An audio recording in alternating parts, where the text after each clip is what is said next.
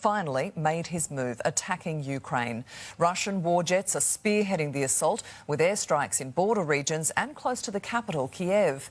In a television address, Putin painted Russia the victim and Ukraine the aggressor, while warning foreign interference would lead to a terrible retaliation by Moscow. Europe correspondent Kari-Anne Greenbank is in Ukraine and begins our coverage. Ukraine waking to war. In the capital Kiev, blasts break the night sky and sirens sound as Russia begins its invasion, launching airstrikes at targets across the country.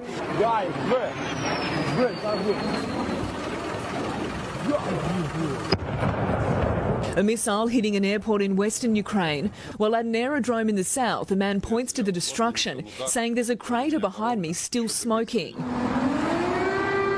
The streets out of Kiev choked with cars as families escape, heeding the warning calls.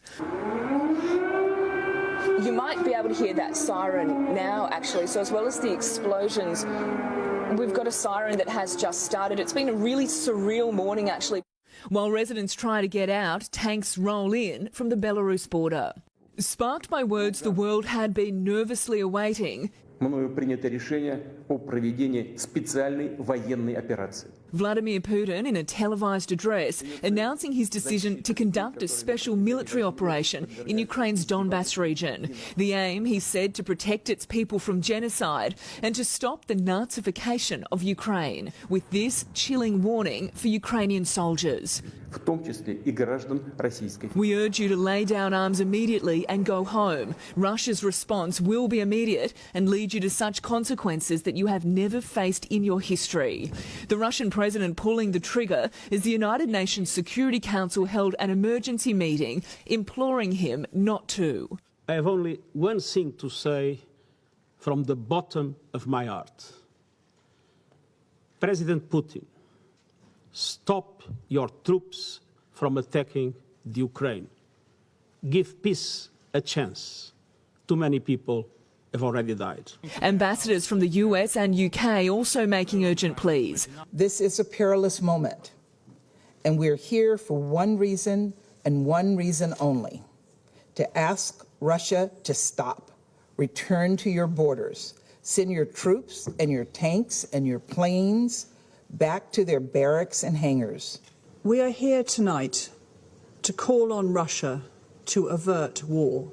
Earlier this evening, Ukraine's president revealed he had called Mr. Putin. Результат – тишина. The result was silence, he said. Speaking in Russian and directly addressing the people of Russia, Volodymyr Zelensky made an 11th-hour plea of his own. Россия не хочет.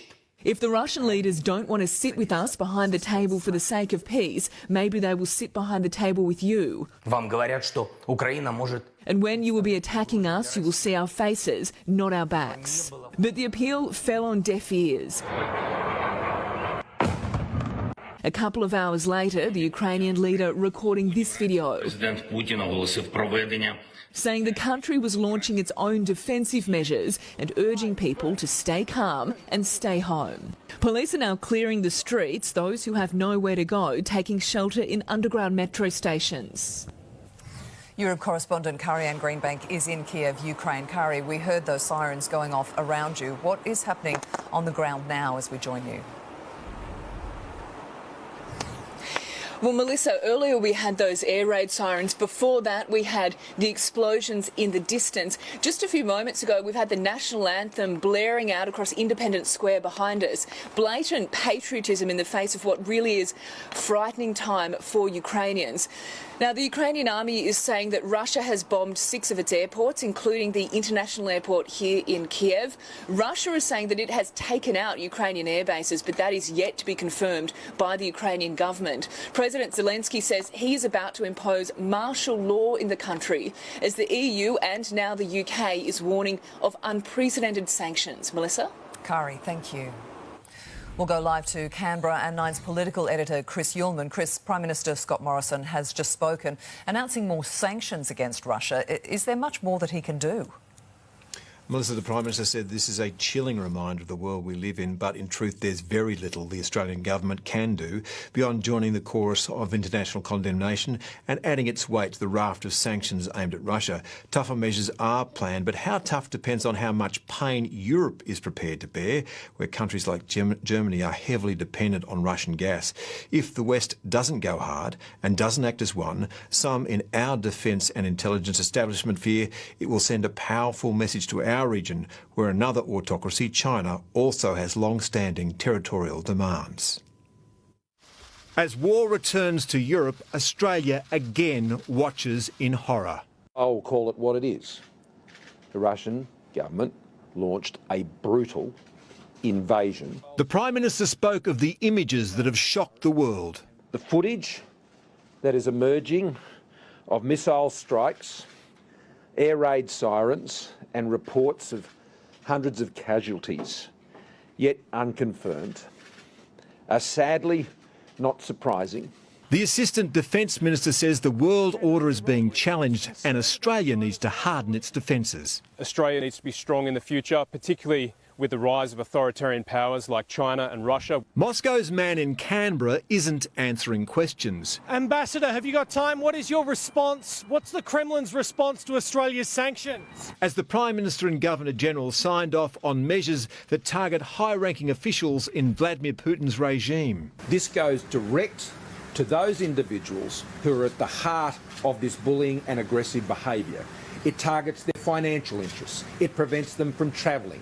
It stops them from moving money around. The Russian embassy did respond in a statement saying Canberra has played its part in supporting and encouraging the xenophobic bullies based in Kiev. People in these republics face the imminent threat of ethnic cleansing by the Kiev authorities.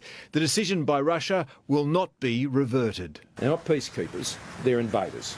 And that's how we see it, and we'll call it out. And if they don't like it, that's tough. There is a united front in Australia. We call upon Russia once again to back off and comply with international law. There was little expectation sanctions would prevent the invasion, but the Prime Minister says they are essential. There must be consequences for violent, coercive and bullying behaviour. Now, tougher measures will follow. To an additional 25 persons.